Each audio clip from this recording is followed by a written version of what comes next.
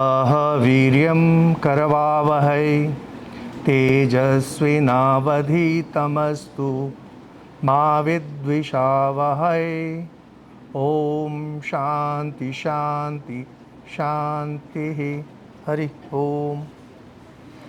So सबैलाई नमस्कार Ram Ram.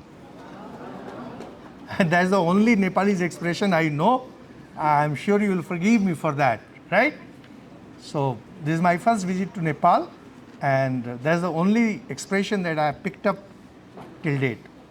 So my very dear Swami Samarpananand Ji Maharaj, and it was wonderful knowing Lieutenant General P.B. Limbuji. This is the first time I'm meeting a Lieutenant General. Till date I have met only Major Generals, not Lieutenant General. So it was...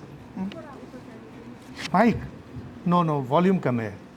Mic के साथ कोई problem नहीं है. Then, dear Corporate Director, Shrishti Limbuji. Now,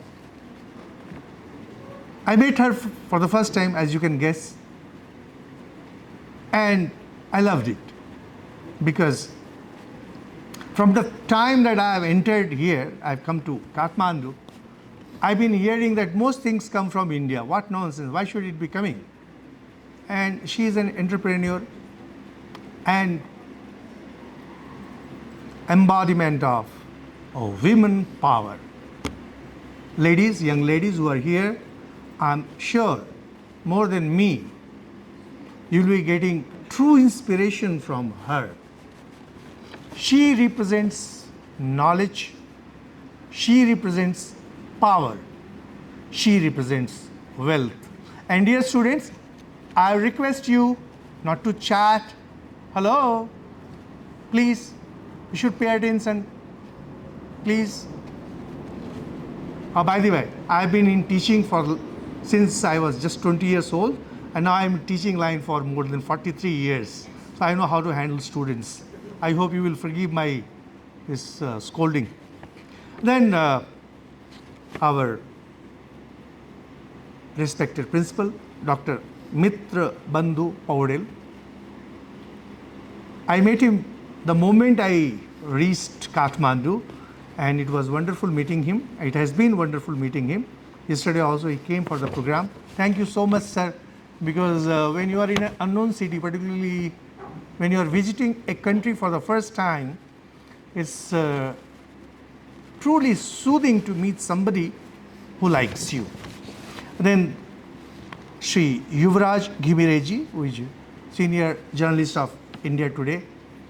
I told him how I used to be an avid reader of India Today long back. Nowadays, of course, I don't read all this. And Mr. Raviraj Thapa, he has been such a wonderful guide to me, and he has been taking around whole of Kathmandu. And then there is Dr. Meg Dangal and Mr. Jagannath Maharajan, entrepreneur.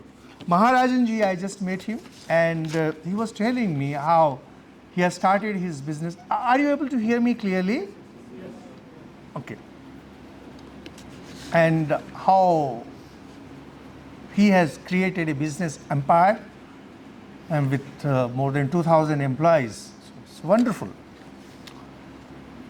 Now, when I was invited to speak on behalf of our Ram Krishna Ashram, Kathmandu, coming from Kolkata, I am Kolkata based. Coming from Kolkata is a big headache, and I'm growing in age. I'm becoming older.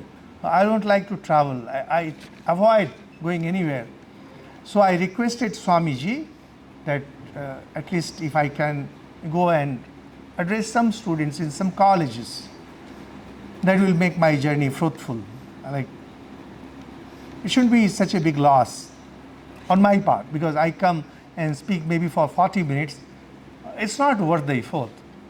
And that's when he said that I've been invited to this Little Angels College, and I was happy that, okay, fine, I got some opportunity. As for management, I have spoken at quite a few management colleges. That includes 3 Indian Institute of Management, Indore, Kozhikode and Ranchi, and the very famous Excel Rai, Jamshedpur. And I know how they think. I have jokes about them. I have funny tales about them, but I don't think I would be sharing. Before I begin what I have to say, dear students, I'll request you to go on thinking on what I'm saying in case you have any questions, because I was told that I'm supposed to talk maybe for 40-45 minutes and then there will be an open house, like you can ask me questions. I have lots of experiences. I have known people who have worked very hard. I have known people who have succeeded in life, and I have known people who were supposed to succeed but didn't succeed. So all kinds I know, and your questions would be most welcome and heartily invited. Now, my topic was managing life and workplace. More importantly, as you see, I am a monk and talking to management students. Monks mean to give up everything. Indeed, I have given up everything. I don't have any connections with my family, with the society, with wealth, with anything. And you are here to make money. You are here to gain fame. Naturally, the question will come to your mind, come on, there is a dichotomy. There is a complete, these are poles apart, one is North Pole and the South Pole.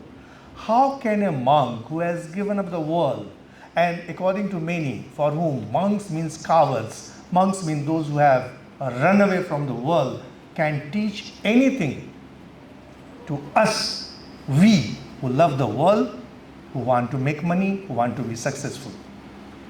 Now let me make it very clear, it's absolutely a wrong idea to think that spirituality is removed from the world. It's a completely wrong notion, and unfortunately it comes from Christian traditions. You might have heard of cartography. You might have heard of Descartes, or maybe you have not heard, but definitely you know graph, x-axis and y-axis. All of you, I'm sure, you must have drawn graphs. The idea of graph, x-axis and y-axis, it came from a very famous philosopher, Descartes. René Descartes was a great philosopher, and he gave the idea of cartography. He gave us the idea of x-axis and y-axis, and he didn't stop there, and he went on explaining everything on the Cartesian divide. Is a very famous philosophical term, Cartesian divide. According to this Cartesian divide, everything can be put on x-axis and y-axis. A thing is either x-axis or y-axis. And by coining this term and by explaining everything of this world on the Cartesian divide, he practically ruined our understanding of a lots of things. So for example, according to Cartesian divide, matter belongs to x-axis, mind belongs to y-axis. So matter and mind, these are two opposite things, which in the Hindu tradition is not. Mind is subtle matter. Worse, God is y-axis and world is x-axis. Now if God and world are x-axis and y-axis, they cannot meet. You can have a common point where you will say so much of God and so much of world, so much of wealth and so much of giving up. No. In our Hindu tradition, or whatever tradition you would like to call, because I'm told that I should use the word India, but when I use, if at all I ever use India, I will be using it in the sense of spiritual entity, and that way starting from Afghanistan to India, Pakistan, Nepal, Burma, Sri Lanka, we are one single spiritual entity. Politically we may be different, geographically we may be different, but culturally and spiritually we are one and the same. So you cannot say that spirituality and materialism belong to x-axis and y-axis. It's one single entity. You just take up something and grow. Now, when you grow, naturally you will have to give up something. For example, today you are in college. You gave up school. Why? You had wonderful teachers in your school. You had wonderful friends, wonderful environment, and yet you had to give up. Why? Simply because you wanted higher learning. Nobody can say, howsoever you may love your school and howsoever you may love your college, you cannot say that you will be present here eternally. If you want to grow, you will have to give up.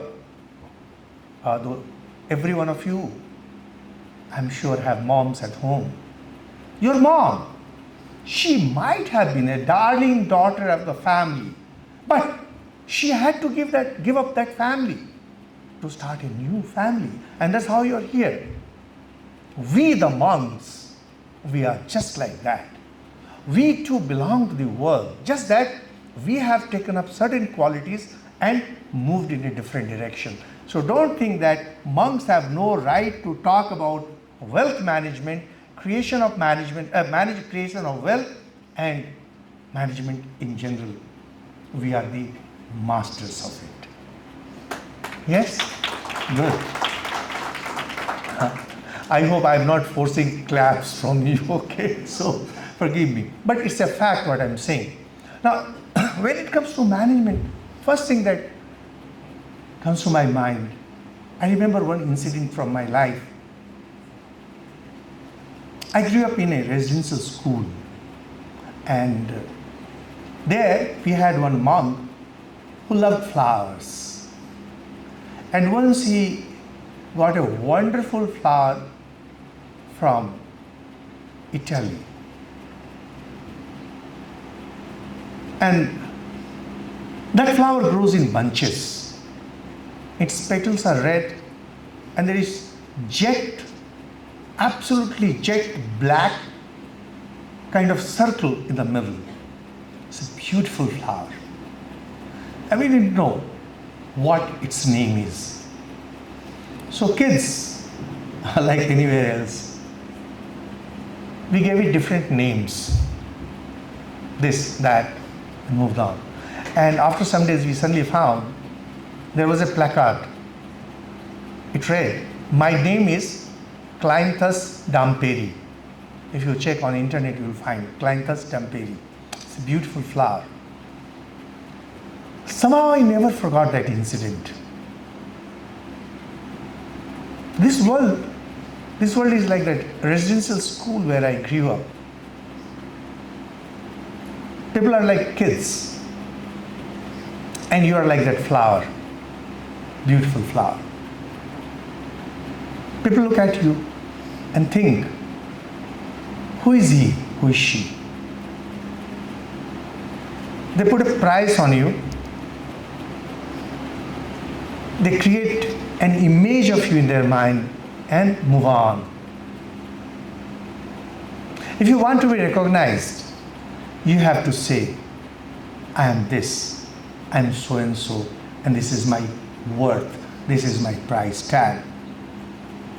Naturally, you will say that that's what everybody wants. Everyone wants to say that I'm unique.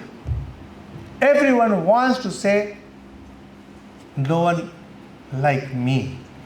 Everyone will say, I am exclusive.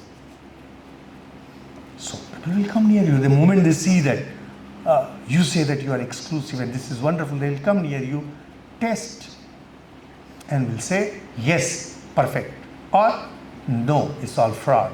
And in no time the word spreads, both good or bad. So how to align your face value and your real value? So these management teachers, they will teach you how to increase your face value. They will tell you that, okay, you go and say, nowadays in management circles, they'll say your worth. What do you mean by say your worth? How much salary you expect? You decide how much salary I should expect. All these things are coming from America, and they are the upstarts in culture. I have extremely low opinion about the Americans in every sense. They judge everything by money. They know nothing other than money. And now they have started coming to India and Nepal for spirituality. Take a puff of ganja, they take a puff of charas, and they feel that they are spiritually enlightened. Once I was in Delhi ashram, our ashram, and some foreigners came and said, "Ho, Swami, you are Swami," in that typical accent. Neither they understand what they are speaking, nor we understand what they are speaking. He said, "Oh, I am also a yogi." I said, "Yes. Sitting on the banks of Ganga in Banaras, you take a puff of charas, and your mind goes up and you think you have become a yogi." This is the kind of yoga they are learning. This is the kind of yoga they are teaching.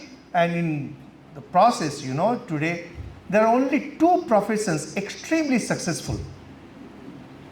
One is the psychiatrists, particularly in India and all over the world. I don't know about Nepal. And second is these fake Babajis. They are teaching this kind of yoga, that kind of yoga, that kind of yoga. Madam can start one little angel yoga, and you'll see, you'll find some followers. But because life has become so hollow, your inner worth and your face value, they are not aligning. What I am trying to tell you is how to align. So first thing that I'll say, increase your worth. The Sanskrit word for it is patrata. If you are interested, please note down this word. This will be extremely useful. Patrata. Patrata means holding power, your volume. I may go on speaking to you for hours. I can go on speaking to you for days. Indeed, I can. My record for longest talk with an individual thrice has been 14 hours at a stretch without break. So I'm a talker. But you won't grasp. Why? Simple example. You open the tap, keep the bucket upturned, not a drop will enter the bucket. And you will say that my tap has been on whole day. Why there is no water? Because there is no patrata. Turn the bucket right. Work hard, and that is what we will be discussing. Work hard. And slowly you will start making progress. But how will you know? How will you know that your patrata is increasing? First thing is, once you start loving something, the work that you love, once you start growing into it, you'll find that you love it more and more. Like when I was a kid, I loved reading detective novels. Some of you might be, I don't know if it's fashionable or not. 10 hours a day, 15 hours a day, and I would bunk schools and I would bunk study hours to read detective novels. So my patrata in reading detective novels and books and stories and novels. Once I was calculating, you will think that ki banda phek raha hai. Do you use this expression here, phek raha hai? But believe me, dear students, I am not boasting. I have crossed reading 15,000 books by now. 15. And there was a time, for years, I used to finish one book a day. One book a day, that was my standard practice, one book a day. And during holidays, sometimes it would go up to 2, 3. But what kind of books? Mostly it was detective novels and literature, etc. And that was not my subject. That's the most pathetic part. I'm not a literature student. But anyway, things changed. So, slowly, your goal has to be to increase your patrata. Don't look at anything. Don't look at your environment. Don't look at the institution. Don't look at the teachers. Your goal, believe me, your goal, one single goal is patrata. Your inner capacity. Once your inner capacity develops, you will go on grasping. Because you will be surprised. As I said, spirituality and management, they are not different. Those of you who have worked a lot, we have madam here, you will see that the moment you start doing something good in your life, problems will start coming. Obstructions will start coming. You just try. You say that you will be studying now very hard. You will see immediately problems will come. Some kind of problem will come, and serious problem. You may fall ill. And then you say, no, I will persist. I'll continue with it. Let anything happen. Slowly, those obstructions start moving away. And then slowly you start increasing your worth, your inner power. So unless you get into it, patrata, your inner worth will not increase. Now, to increase that, one very important thing is paying attention to small details. Very often, we go for the big things.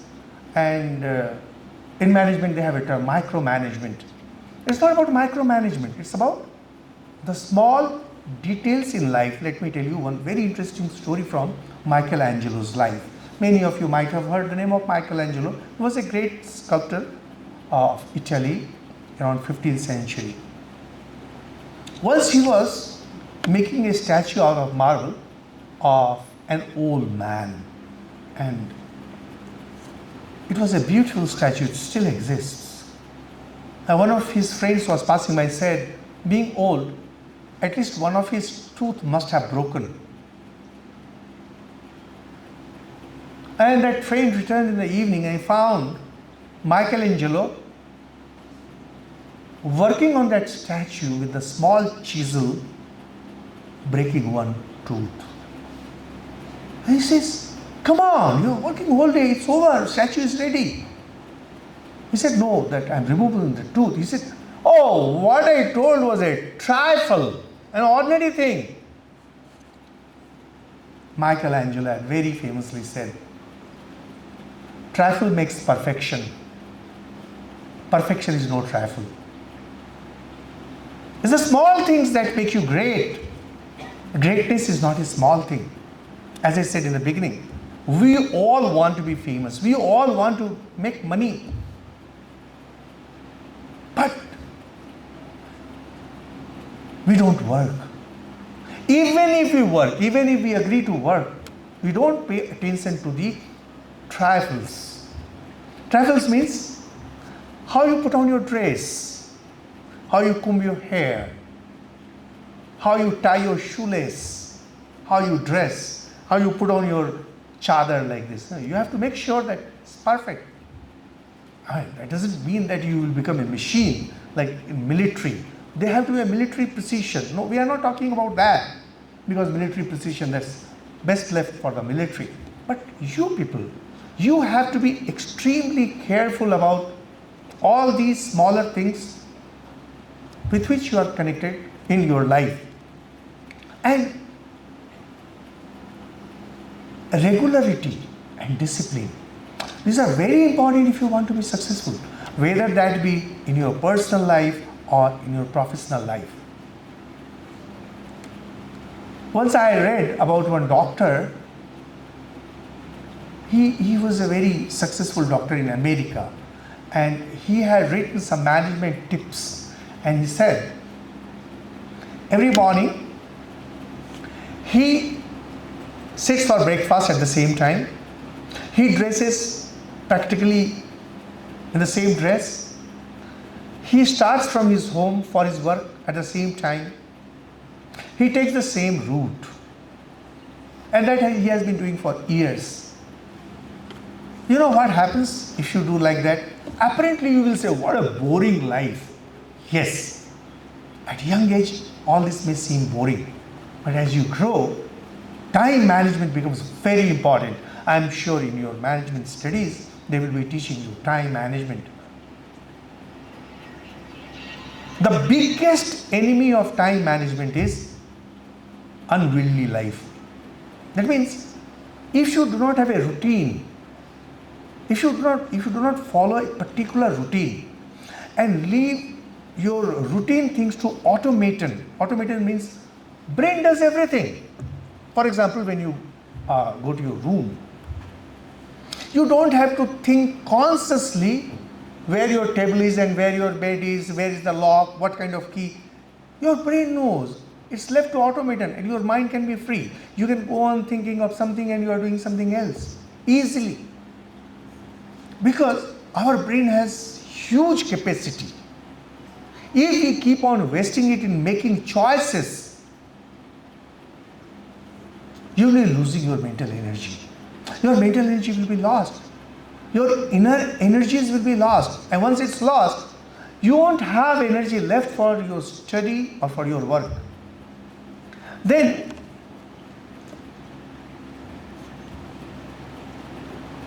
sometimes I have seen management teachers talking about multitasking.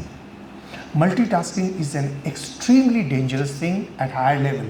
Once I was talking at IIM Indore and I was telling them how not to do multitasking. One student got up and he laughed and said, Swamiji, the professor just before you taught us how to do multitasking and now you are teaching us not to do multitasking.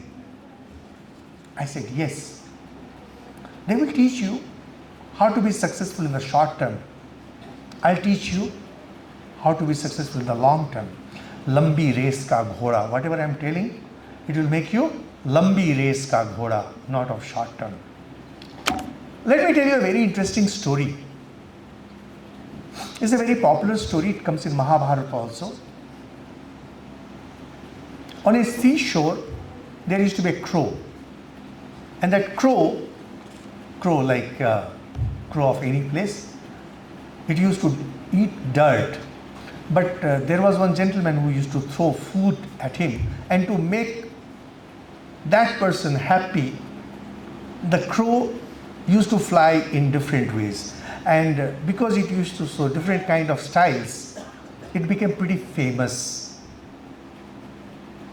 pretty popular amongst crows, because it could fly in different style. In Mahabharata, 100 different kinds of flights mentioned. Dinam, Uddinam, like that. Pradinam, Vidinam. Once a swan came. And to show off, the crow challenged the swan in a flight. Swan says, look, I don't know 101 kinds of flight. I know only one kind of flight. And that is flying straight, flying for a long time. Swans, they are known as for long flights. In fact, they can fly for 7 days, 8 days without taking a break, without taking food. But this successful crow, he challenged, they started flying. Soon the ocean came. In no time, the crow was tired. And then started falling in the ocean. Swan was waiting for him and nowhere found that crow. Came back, said, look, dear crow, you talked to me about 101 kinds of flights. But this kind of flight, in which you are repeatedly going down, taking water in your beak, actually sinking, about to die. You never told me, what kind of flight is this? He said, brother, I made a big mistake. I'm a fool. You're so great, save my life. Oh, he said, the swan came, lifted the crow in its claw, went up, left it there, dived, and took the crow on its shoulders, flew back, dropped him there, went away. When you are not focused on one goal, people will say, oh, how wonderful. He'll say he's a manager, he's also a musician. Playing music like Albert Einstein, a famous scientist. He was a great mathematician.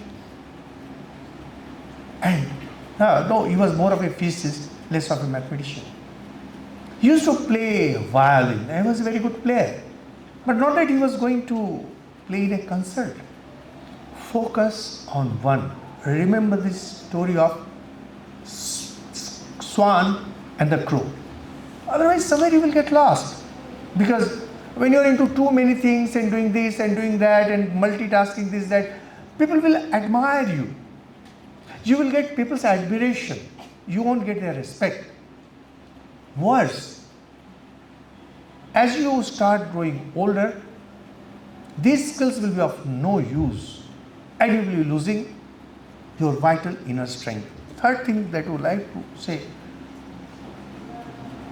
we like to experiment a lot when we are young. Because experimentation, when you are experimenting with this, experimenting with that, it gives you a kick. You feel so good about it. But now that you are management students, you are about to become managers, you have to stop experimenting. No more experimentation, because see, today everything is collapsing. Families are collapsing. And in India we have live-in relationships. They are experimenting, they say partner, they don't even say wife. The term was dharma patni, dharma sangini. And now they are talking about partner. They say live-in partner.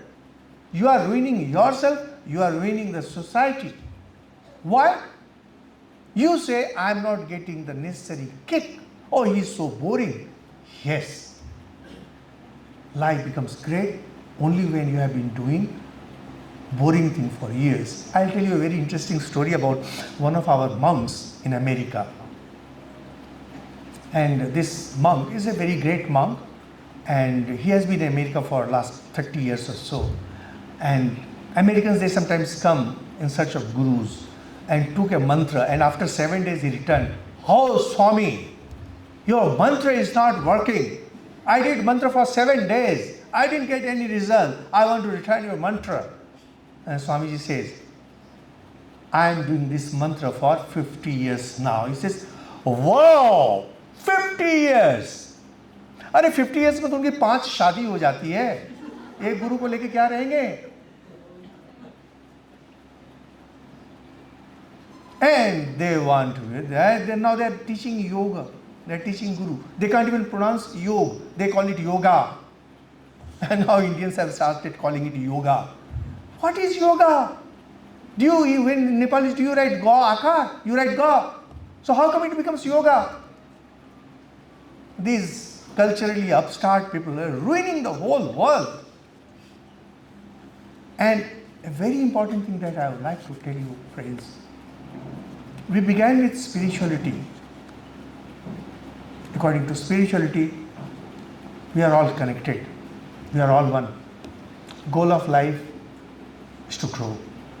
Swamiji was talking about strength.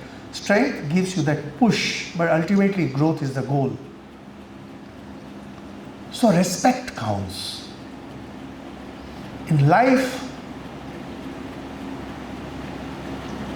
develop respect. Once I was in Patna, capital of Bihar, and Bihar is so infamous for lots of things. And I was in a car given to me by a friend. I asked the driver, what's the problem of Bihar? Can you tell me? He said, Swamiji, Bihar has only one problem. Here, people do not respect anyone.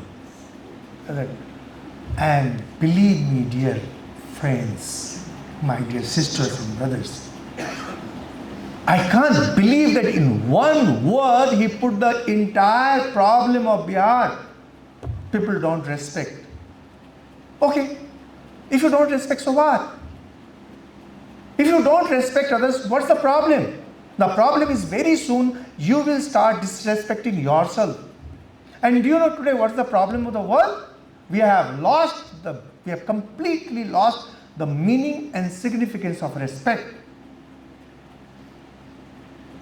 If you ask your parents, dear kids, they will say, money is Lakshmi. Nahin, elder ones? Dhana, Lakshmi. Lakshmi is goddess. Money is Lakshmi, goddess. It is to be respected. Money is to be respected. Do you waste your money? All of you. आज pizza खाना है, आज मोमो खाना है, आज ये करना है, आज वहां मस्ती मारना है. Are you respecting wealth? No. And how wealth comes? Through huge effort. Those who are making money, they will tell you how difficult it is to make money. But more important, it's not about the labor, it's not about the effort. वो तो Bill Gates भी बना रहा है चालाकी करके, Elon Musk भी बना रहा है. we belonging to Sanatan culture, we respect money as goddess. Treat money as goddess. We respect learning as Ma Saraswati. Treat learning as goddess Saraswati. Here you are as students. Respect learning. Never make fun of your teachers. Never make fun of anyone who is teaching you. Yes, you may be knowing more. Vidya dadati vinayam. If you have learning, if you have knowledge, it will be accompanied by humility. If you have true knowledge, be humble. Even then you will not be laughing at others. You will not be making fun of others. I am just telling you how to be successful. I mean, if you really want to learn, the problem with most of us is that we want to go with the flow and just look for the pay and package and perks, etc. But what happens? You end up being mediocre. I keep telling, whenever I get a chance to interact with the young minds, world has become so hollow. It has become extremely easy to be successful. Extremely easy to be successful. In earlier times, let me tell you, I can tell you about India, I don't know about Nepal, so I cannot give you examples from Nepal. In 1940s, we had topmost politicians. There was Jawaharlal Nehru, there was Mahatma Gandhi, there was Sardar Patel, entire galaxy, Dr. Rajendra Prasad. Today, it's a big hollow, barring one or two politicians. You just have to be committed towards the nation and you will be successful. In science, we had Homi Bhabha, we had Sarabhai, we had Meghnasa, all the top scientists. Today, you don't know the name of anyone. In literature, we had Rabindranath Tagore, we had Premchand, we had Sharat Chandra, and there were many others. Today, there is not a single writer. In the last 50 years, there is no single book from India in any language that's worth reading a second time. And I have now made it a principle not to read any book written by an Indian. I just don't read in any language. Why? They have become so hollow, so shallow. You might say, what about yourself?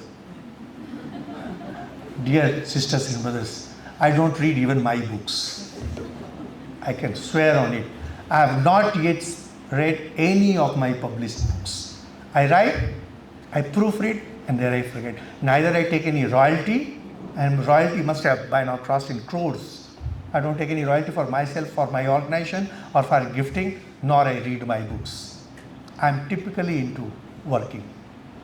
My goal is to create a corpus of wisdom, knowledge. I am grateful. I am grateful that Mother Saraswati has blessed me with all this. Was finished. Then, a respect for relation. It has been the custom of Hindu culture to make pranams to your elders, to make pranams to your parents. Slowly this is going on. And now I found somebody told me, in Delhi, Bombay, etc., kids call their moms by their names. In our time, we didn't even know the names of our moms. Kya madam? Jante hai na? Moms ka naam bhi nahi jante the. And now the kids have started calling their moms by their names. Where is the respect for your parents? Where is the respect for relationship? Where is the respect for your job? Blip and click. Cursors click, cursors blip and mouse click. You take a job through blip and click. You give up a job by blip and click. You spend by blip and click. You earn by blip and click. You marry by blip and click, and you divorce by blip and click. What will happen to your life? Life doesn't run on blip and click. You have to change your attitude. You will say, Swamiji, okay, fine, you are a good talker, but I don't agree with you. Absolutely no problem.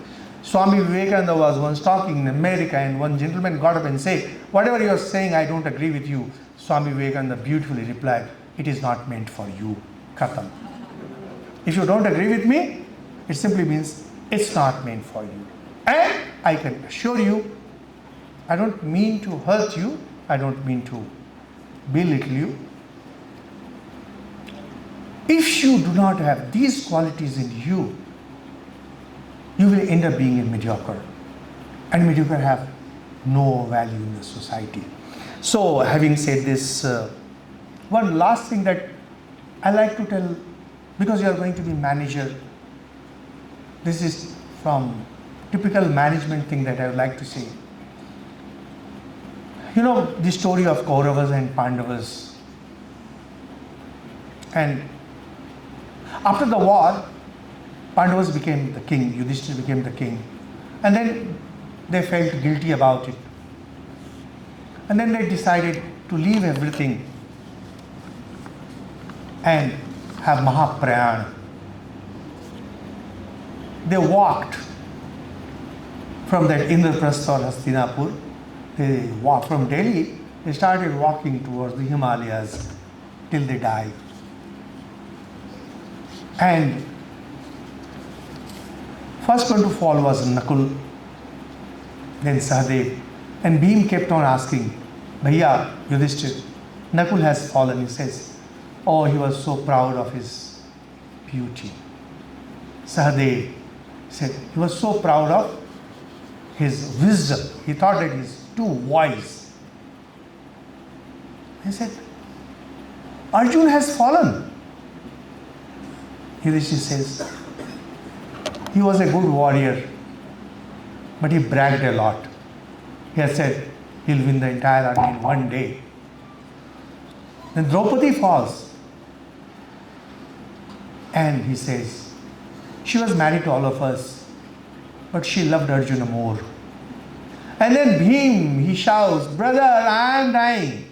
Said, you were always greedy for food. You know what's the take from this story? No one is perfect in this world. No one. No one is perfect in this world. When you have a team, you will have a team of imperfect people. And you will have to move along knowing very well what their weaknesses are. Just stay silent about it. You will say, what? If I tell them they will improve, that's what management people will say. No. Because this is their structural flaw. This is their basic flaw. They will not improve. They will become your enemies forever, for life. If you want to work as a team, know their weaknesses, handle them accordingly. Don't put them in a place where their weakness will be exposed. And take your team along. Never talk about the weaknesses of others. Never, never. Yudhishthira never did, because he knew that this is the team he has. He has to be satisfied and happy with it, and he has to be successful through their weaknesses. Never spoke a word. But when the final time came, and when he was asked specifically, he told it. I have my flaws. My brother Ekarthananda has his flaws. Madam has her flaws. So what? We also have our greatnesses. You know, there is a fundamental difference between human beings and material things. If you want to judge the strength of a chain, you judge the strength of a chain by its weakest link. The weakest link will snap. But when it comes to human beings, you don't judge a person by his weaknesses. You judge a person by his greatness. Do you know that more than 60% of the writing work of Shakespeare are unreadable? They're just unreadable. 60% of works of Rabindranath Tagore, they're just unreadable. So hopeless, worthless. But the 40%, they are just master, super. And they are known as great poets. Shakespeare known as the bard, because of the great things that he created. not for the ordinary things that he wrote. You will not be remembered for your weaknesses. You will not be remembered for your faults. You will say that, people will say that, oh, he was so great. He had these faults, but he was so great. Focus on your greatness. Mahatma Gandhi. Oh my God. I can just go on listing the faults that he had. But one fine morning he got up and said, I'll practice truth, I'll practice non-violence. And he became great. He had lots of faults. In fact, an ordinary person may have much lesser number of faults than Mahatma Gandhi had. But he had two massive greatness that made him great. And even today he is adored by world leaders. So, my dear sisters, brothers, younger ones, I'll say, be great. Make it your motto. Be great. Just be great. Yes. No one asks the middle. No one asks the second. Like, no one knows the silver medalist of the Olympic. People remember only the gold ones. Be great.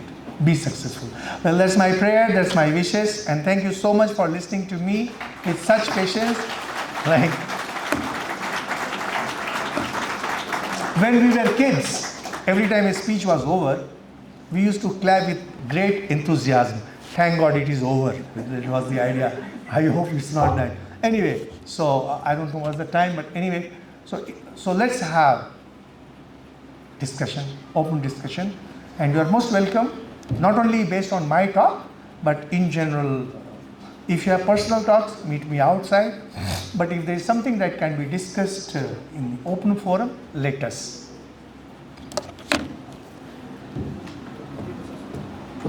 Thank you. No, ask. And please make your questions short. Oh, already you have some questions, looks like. Ram Krishna Swami Ji. May I be Tia Purdue or was it all as a by studying Tia? But who gave you that book? PDF. Huh? PDF. Piracy? Piracy? See? Okay, no problem. And I was related with many phases that Tia goes through. However, I believe that not everyone here has read the book. So would you please suggest everyone to read as it may be implemented in everyone's life, and also please mention in what ways it can be relatable.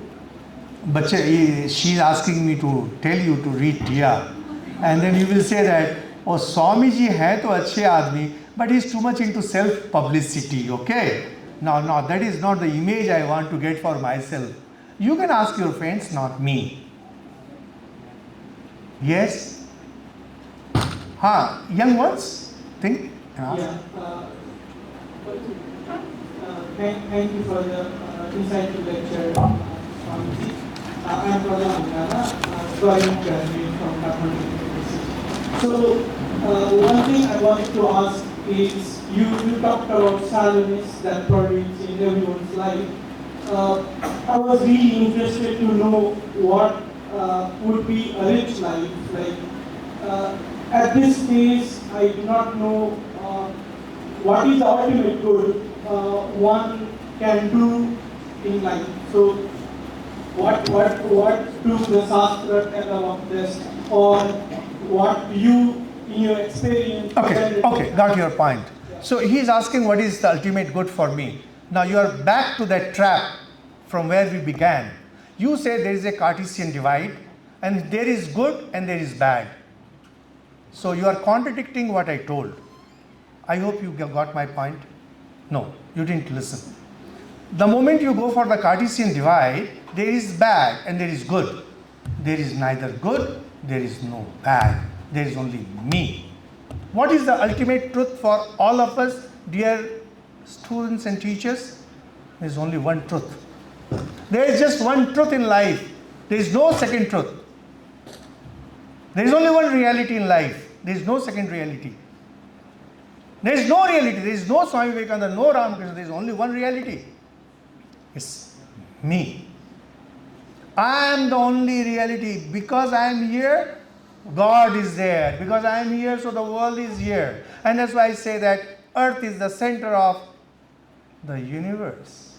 And I am the center of the universe. And Kathmandu is the most beautiful city of the world. And Hindu religion is the best religion of the world. Where from all this comes? From the simple idea that I alone exist. And if I alone exist, if you don't understand philosophically, at least you can say, I am the best. Is there anyone here who will say, I am not the best? You may not be best in one field, but you think that, oh, that fellow, he may be good at studies, but I am good at sports. And me, I am very good at talking. And me, see, everyone knows I am the best. Are they wrong? No. Actually, you are the best. Not only that you are the best, you are the only reality in the universe. So what is the ultimate goal? Just know that you are the only reality. That's the ultimate reality. Khatam. Like there is our entrepreneur Sahab. He knows he's the boss. He's the boss of the company. He may be a humble person. He may be giving employment, but he also knows he's the boss. Ultimate reality is, I alone exist. Be the boss of the world. Khatam. How do you want to be the boss? Then you decide. Kathmandu ka Raja bano, Kathmandu ka Prime Minister bano, ya Mahatma bano, Swami Vivekananda bano, jo bhi bano.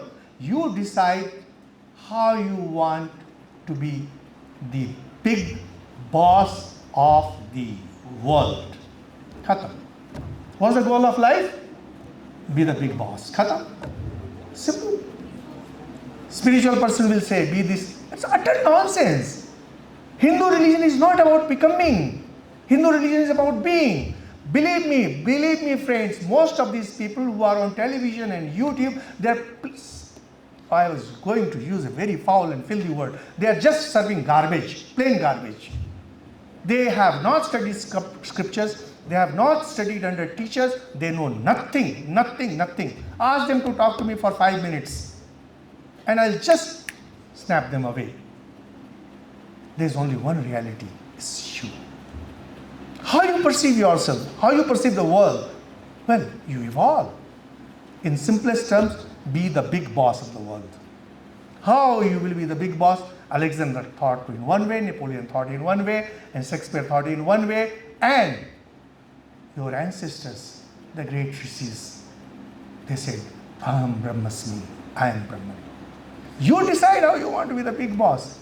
And why should you be dictated by anyone else? No one likes to be dictated. Why you want to be dictated by somebody else? About what to be? You are not a 5-year-old kid. Once a kid grows beyond 5, he knows what he has to do. It's about self-expression. You have to be the master of the world. You have to be the boss. The problem is when we are not successful, we start making our world smaller. And then, oh, एक family में आकर के वो husband है, मालिक है, वो अपना बॉसिज्म दिखाता है. But bossism is shown by everybody. Just be the boss of the big world. Khatam. Truth is so simple. Actually, truth is not complicated. But when they serve, they make it complicated. Otherwise, पैसा कौन देगा? मैं सोचता हूँ ये लोग धर्म की बात करने के लिए भी पैसा लेते हैं. And there are tickets. Now, how can somebody charge? How can somebody charge for telling spiritual truths? You're into business. What kind of spirituality is this? You say that spirituality is about giving up everything for God. Then why come you're charging money? One very important thing I would like to tell, if you can remember, all of you. There are two illusions. There are two illusions that nearly all of us suffer from. First illusion is, I need the world. Hey, I need the world. And its consequence is, I need money, I need recognition, I need somebody's love. And when that love is not requited, people go and commit suicide. Because it's an illusion. And after some time, a second illusion develops. First one goes, the world needs me. Hey, all these spiritual preachers, they think the world needs me. Nobody cares for you. You have a huge marketing system. You are minting money. You are making money. Once I was coming by train, about some guru say, बहुत बड़ा conference हो रहा था. Some AC first class में वो सज्जन थे, बोलते हैं पहुँचे हुए महात्मा हैं. This is a very famous expression in Hindi. पहुँचे हुए महात्मा हैं. I instantly said, कुछ पहुँचे हुए महात्मा होते हैं और कुछ पहुँचा दिए जाते हैं. He instantly understood what I meant to say. Some are born great, some become great, and some have greatness thrust upon them. So these are the people who are made great by the corporates and the Do you know, I have used one expression in my Param book, religious mafia. Actually it exists. In India, religious mafia, actually it exists. The moment it comes across somebody who has some capability, this mafia will take over and say, oh Swamiji, you are so wonderful, this, that. And slowly they will start entering. And you will be the front, they will do all the marketing, and under them, behind their face, all drugs, this black money, then hawala, etc. goes on. And the moment this person objects, they will be exposed like anything. Like some of you might have heard of a fellow named Nityananda. He called himself Nityananda Paramahamsa. That fool, he was with the Ram Krishna mission for some years. And then he left. And suddenly after some years, he started telling his God is incarnation of Sri Ram Krishna Paramahamsa, Nityananda Paramahamsa. And oh my God, I tell you, such a disgusting thing. We shouldn't even discuss these things. And then, once he came to meet one of his brother monks who was earlier in the Ram Krishna mission, and he was shedding tears. Oh brother, I have landed in the hands of the mafia. I can't leave them. If I try to leave them, I will be murdered. And he tried to run away. And he was exposed. And dirty scandals came up. So, well, these are the gurus. And they teach. Naturally, they will be teaching you goal of life is this, and this is how to reach. Goal of life is only one thing. You. There is no other thing. Think and you will realize, in the material sense, be the big boss of the world. Okay. Well, that's it.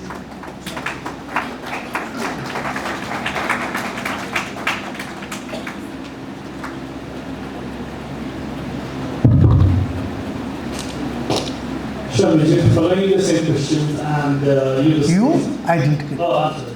My name is Dibu Arya. I've been teaching different colleges for the last almost 20 years. And following the same question, and you just mentioned one Mahabhagya of philosophy on Brahmasmi, and with that emotion. I would like to put forward a question from the different aspect. In an example, you mentioned that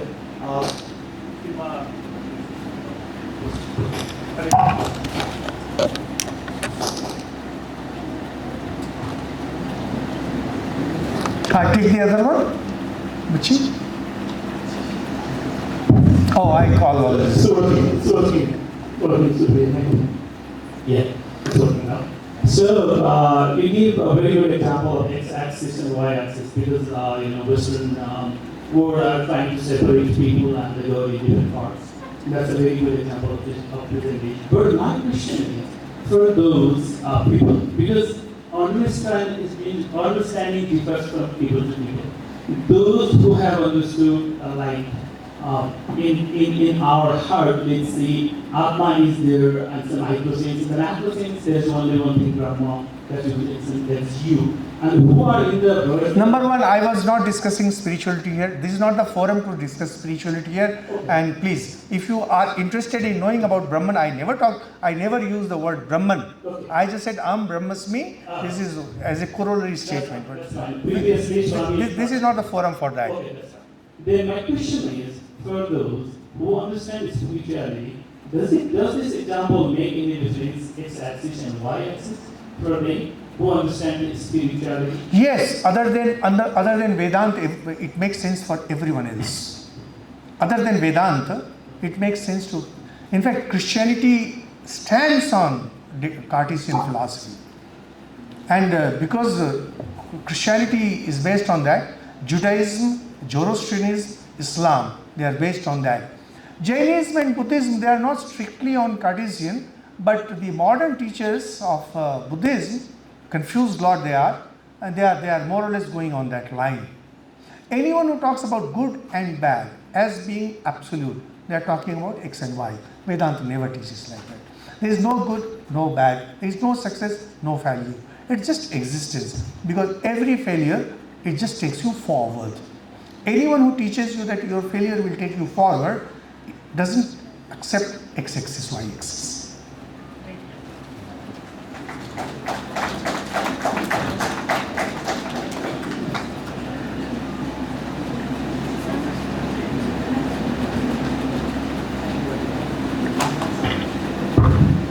Any other questions? One more question. Last question. अरे students लोग कुछ तो बोलो, मैं इतना बोला नहीं.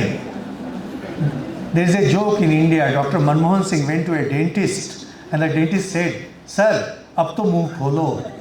Huh? Manmohan Singh used to be silent. So the joke was, dentist says, "Sir, अब तो मुंह खोलो."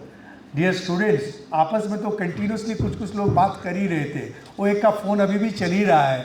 कुछ तो बोलो, कुछ तो बोलो. अच्छा बुरा कुछ बोलो. कम से कम बोलो, Swami ji, you spoke rot. Say, Swami ji, you spoke well. Say something. Hello, sir.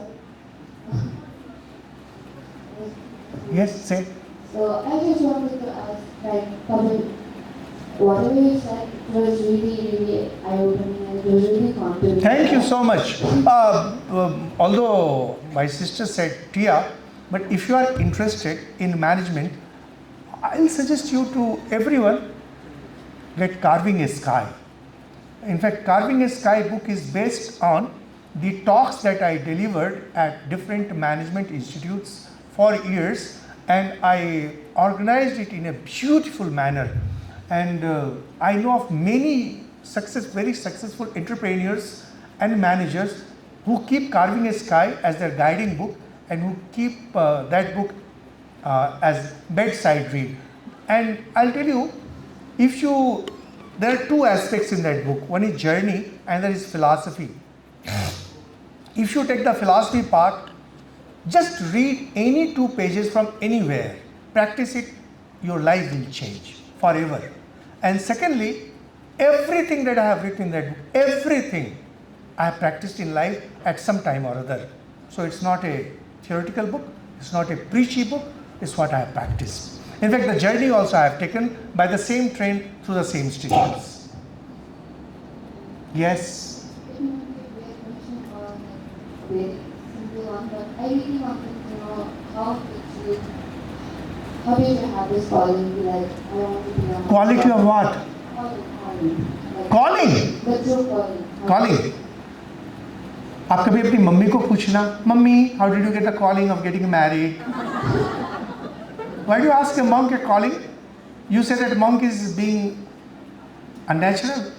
No, I'm not meaning to say that. I just wanted to know. You said you had a family, you left them, or something like that. I left the house. Everybody lives on. Here, whomsoever I'm meeting in Kathmandu has either been to some countries or somebody from his family is overseas. So nothing wrong with it. They went to make money. I went to gain spirituality. Nothing wrong with it. It's the same. Nothing wrong. Actually, we are sister. We are trapped in that x-axis and y-axis. You think that world is something and spirituality is something different. It is not. It's about gaining. You are like in the traditional Hindu dharma, there are 4 goals of life: dharma, artha, kama, moksha. Artha and kama are valid goals of life only according to Hinduism. No other religion preaches it. Dharma is religious way of life. Moksha. So nothing wrong with it. So your relatives are going to America to earn wealth. I am here to earn moksha. Nothing wrong with it. Hey? But people find it so curious because the world has to offer so many things. Why give that up? Socrates was a great philosopher, and every evening he used to go to the market, move around and look at the things, but never purchasing anything. And people would say, "Why do you come when you purchase nothing?" And he said, "I'm looking at things.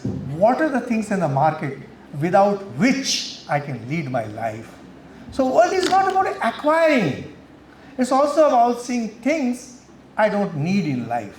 So whenever I get a chance, like airport, etc., I always move around and look at these shops, and particularly the wine shops, and I feel so happy. Oh, these are the things without which I can live. So it's not about living with. I'm practicing living without. Nothing abnormal about it. You also live without lots of things. Right? Boliye. Are you satisfied? Not much. Okay. These are the things that take time in understanding. Because the renunciation is built in each one of us. Any other question? Bolo. Finally boys are opening up. Good, good. अभी बोल ले भाई, शादी के बाद कुछ नहीं बोल सकोगे. I was on way to Haridwar and I went to a hotel and there was a big notice. All our waiters are married. They are used to taking orders. So it was a double meaning. Oh, I laughed.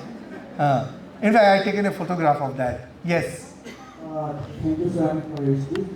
I'm and I'm from Cricket Career. And my question is, you say that living relationship as a doing the society. I just want to know how it has to do the society. Why you think? Why I said it's ruining the society? Yes. Are you into living a relationship? Not yet. You are planning to. No. You see what happens, although this is not really the forum, but let me tell you in one sentence. Animals also practice living relation. And we have taken thousands of years of conscious struggle to evolve from being animals to humans on way to divinity. And if one generation takes us back to the level of being animals, you eat, you sleep, you mate. Well, you will be ruining completely the contribution of tens of thousands of years of our ancestors. Because individual cannot do much. Michelangelo I mentioned, they say, why don't we have Michelangelo today? Because there is no society of Florence of 15th century today. Do you think that Bill Gates could have made money in today's world? Out of question. Infosys, if they keep on talking about it, that 10,000 rupees, something like that, give them 10,000 rupees, give them the same set, will they be able to create an Infosys? No. It's a society. It's a group that brings success. Now if you say that, no, I don't believe in all this. Of course, if you say you don't believe, you can manage because there is a huge society balancing the things. But if everyone starts telling that I'll go my way, well, it won't take long for whole society to be ruined and we'll be back to the savage state that we left far behind long ago. And living relationship is just a step towards that. Who will care for the next generation? And if the next generation dies out, what will happen to this society? Gone. So whatever we have earned over thousands of years will be gone. So society will be in ruins, but that is what I said. And without society, an individual cannot thrive. You can live in the forest, you can live on the trees, but you cannot be a scientist, you cannot be an artist, you cannot be a poet, and you cannot be a spiritual person. I am here, I am talking, whatever, big or small, whatever, because society is there. Society is feeding me, society is clothing me. Without society, I am finished. I will be struggling against the forces of nature. So that's it.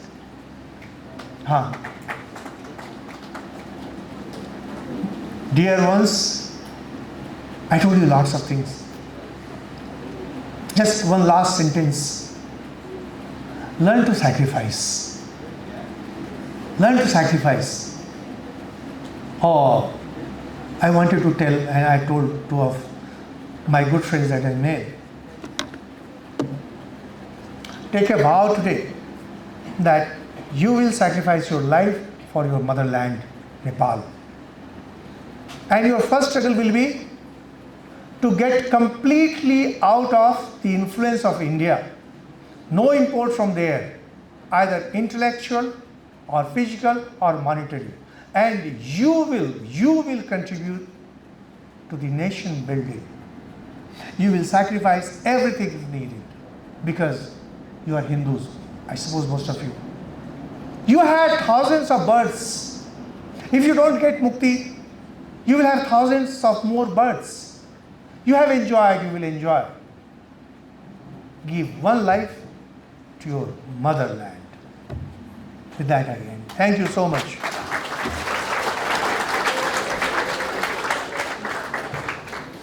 Oh, sorry. Thank you so